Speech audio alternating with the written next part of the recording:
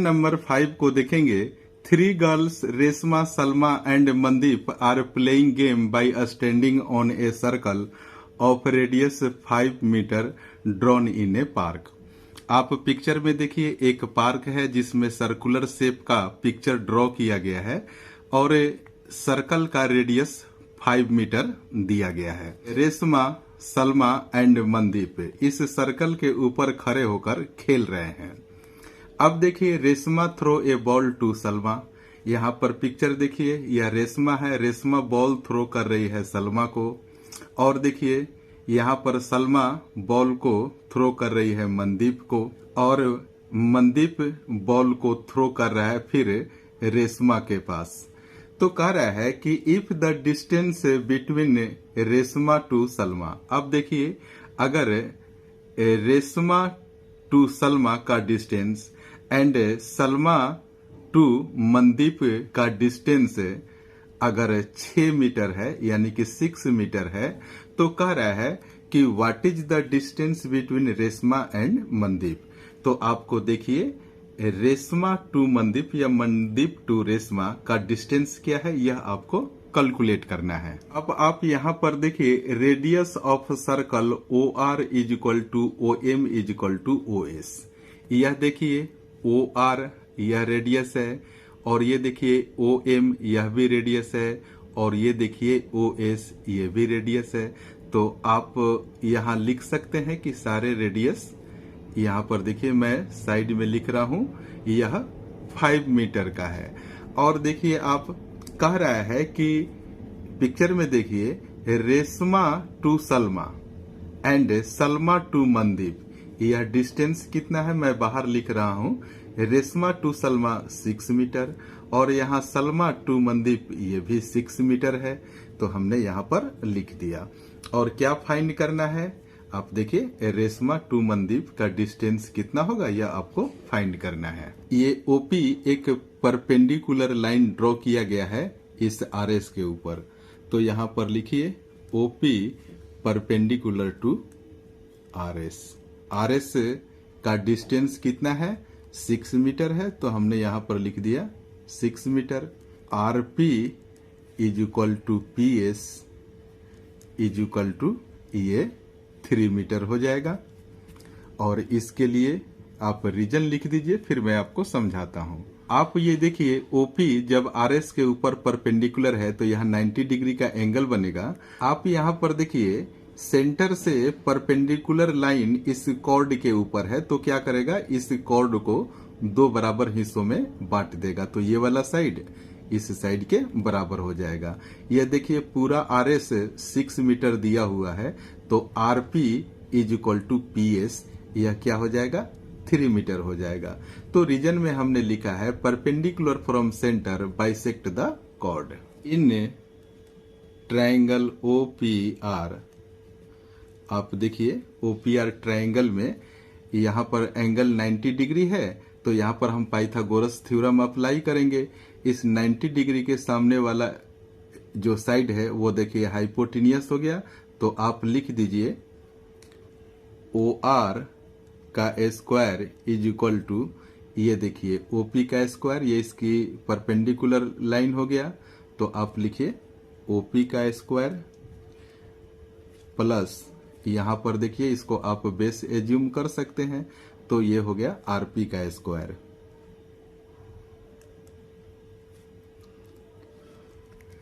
अब यहाँ पर देखिए, ओ और ये आर हाइपोटेनियस है ना, तो यहाँ पर नीचे आप 5 का स्क्वायर लिख दीजिए। और आप देखिए ओपी का वैल्यू क्या है, ओपी का वैल्यू एज यूजुअल हम ओपी ही लिख देंगे, और इसका स्क्वायर है तो स्क्वायर लगा दिया।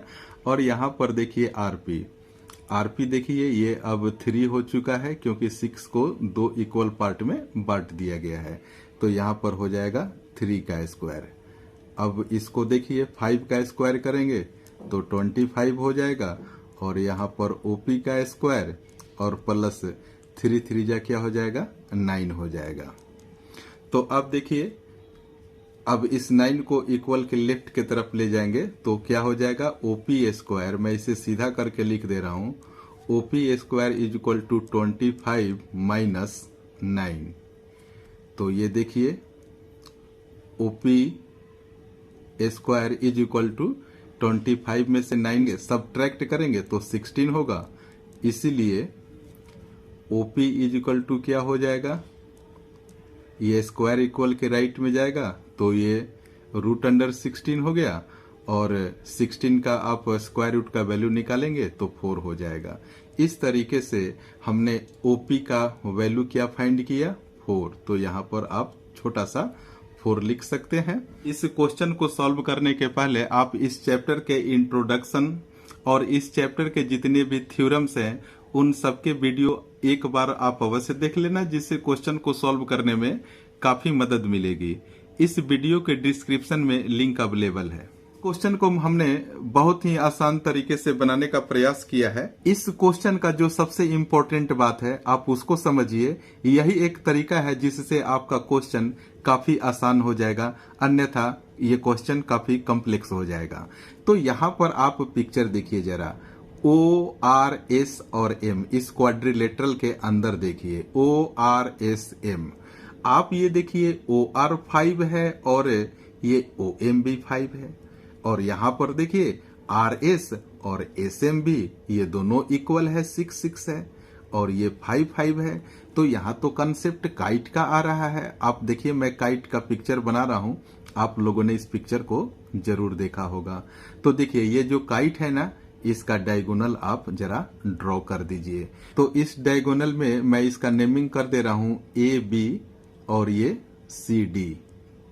तो आप देखिए इस सी डी डायगोनल को देखिए, ए बी डायगोनल को क्या कर रहा है, परपेंडिकुलर बाइसेक्ट कर रहा है, और यहाँ पर एंगल भी 90 डिग्री का बनता है, आप ध्यान रखना। तो इस पिक्चर में देखिए ये एसओ जो डायगोनल है ना, इस आर एम डायगोनल को 2 इक्वल पार्ट में डिवाइड कर रहा है, और यहाँ एंगल भी 90 डिग्री का हो जाएगा, और इस पॉइंट का मैं नेमिंग कर दूंगा क्यू से। तो आप लोग इस पॉइंट को बिल्कुल ही याद रखना।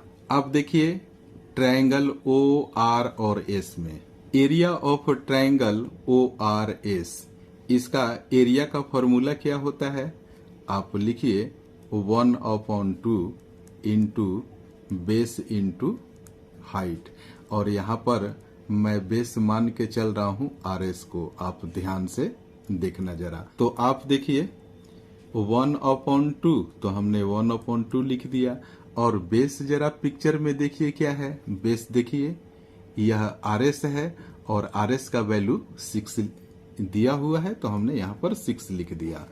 और ये देखिए हाइट के जगह पर क्या करेंगे, तो देखिए बेस हमने आरएस को माना है, तो हाइट क्या हो गया, ये ओपी हो गया, और ओपी का वैल्यू यहाँ पर 4 भी निकाल के रखा गया है। अब देखिए हम सेम ट्रायंगल का एक बार एरिया और निकालेंगे, लेकिन इस बार बेस हम रखेंगे। देखिए इस ओएस को, इसको हम बेस रखकर एरिया निकालेंगे। तो सबसे पहले आप फार्मूला में देख लीजिए 1/2 लिखिए, और बेस देखिए ओ एस है, ओ एस यहाँ पर देखिए सर्कल का रेडियस है, तो हमने छोटा सा यहाँ पर 5 लिख रखा है, तो आप भी 5 लिख दीजिए। और देखिए इसकी हाइट अब हम क्या लेंगे, आर क्यू लेंगे, तो यहाँ पर हमने लिख दिया आर क्यू। इस 1/2 से ये देखिए 1/2 कैंसिल हो गया। अब आप देखिए इसको कैसे लिखेंगे, 6 4 जा 24 होता है, तो हमने यहाँ पर 24 लिख दिया। और यहाँ पर देखिए क्या बचा, 5 आर क्यू बचा, तो इसे आप लिख दीजिए 5 और आर क्यू। अब यहाँ से हम आर क्यू का जब वैल्यू निकालेंगे तो ये 5 24 के अपॉन में चला जाएगा, तो आप लिख दीजिए R Q is equal to 24/5। जब 24 को आप 5 से डिवाइड करेंगे तो वैल्यू आएगा 4.8 मीटर। तो आप याद रखना ये आर क्यू का वैल्यू कितना आ गया, 4.8 मीटर। तो हमें वैल्यू क्या निकालना है, आर एम का वैल्यू निकालना है। तो आप यहाँ पर लिख दीजिए, आर एम को हम लिख सकते हैं, देखिए आर क्यू, तो हमने यहाँ पर लिख दिया आर क्यू, प्लस ये देखिए क्यू एम, तो आप यहाँ पर लिख दीजिए क्यू एम।